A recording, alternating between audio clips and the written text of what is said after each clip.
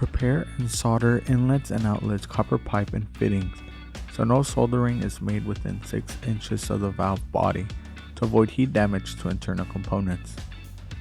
Wrap Teflon pipe thread sealing tape onto the metal threads of the inlet fittings and outlet connections of the valve body.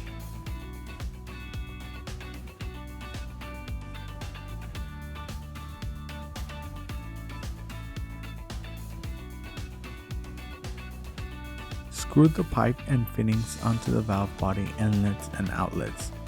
Tighten firmly with a wrench, positioning them for connecting to the hot and cold inlets and diverter outlets.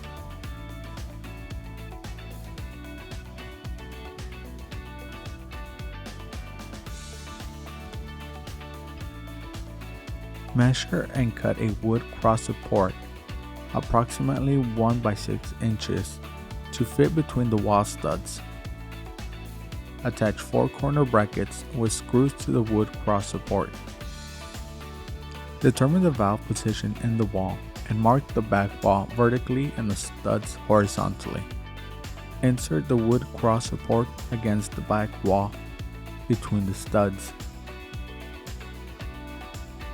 Check for level and mark the valve center line to align with the vertical lines on the back wall and horizontal lines on the studs.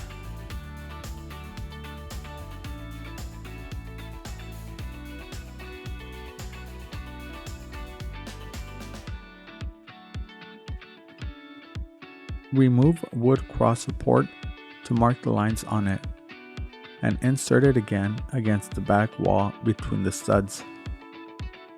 Align the vertical and horizontal markings on the cross support with the markings on the back wall and the studs. Check for level and secure the wood cross support with corner brackets and screw into the studs.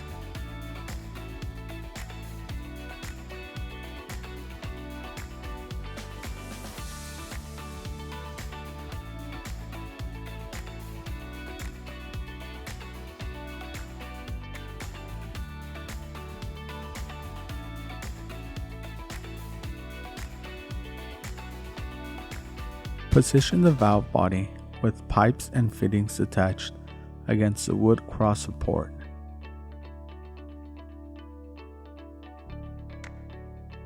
Align it with the vertical and horizontal line markings and attach it with screws through the lug hose on the body.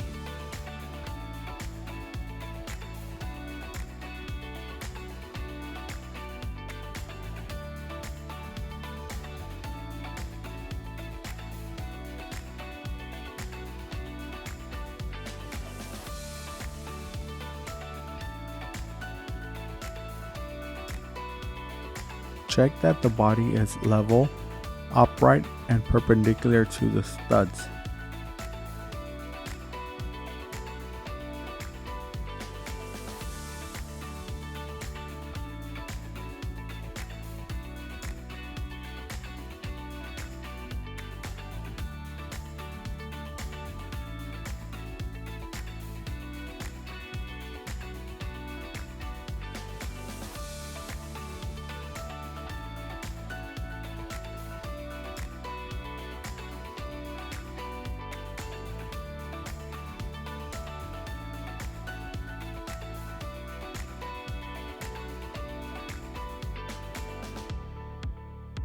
Attach a pipe strap under the diverter and screw it to the wood cross support.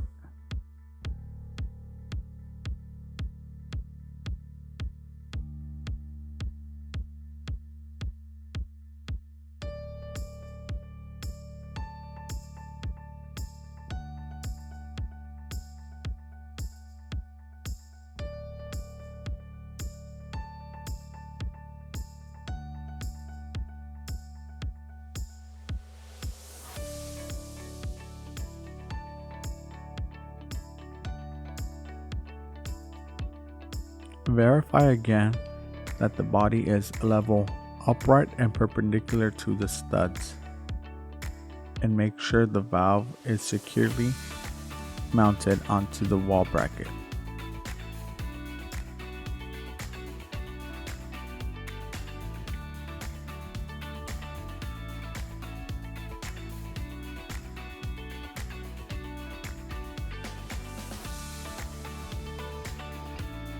Cap all outlets, turn the water on and check for leaks, and attach the two tube mudguards to protect valve and all threads.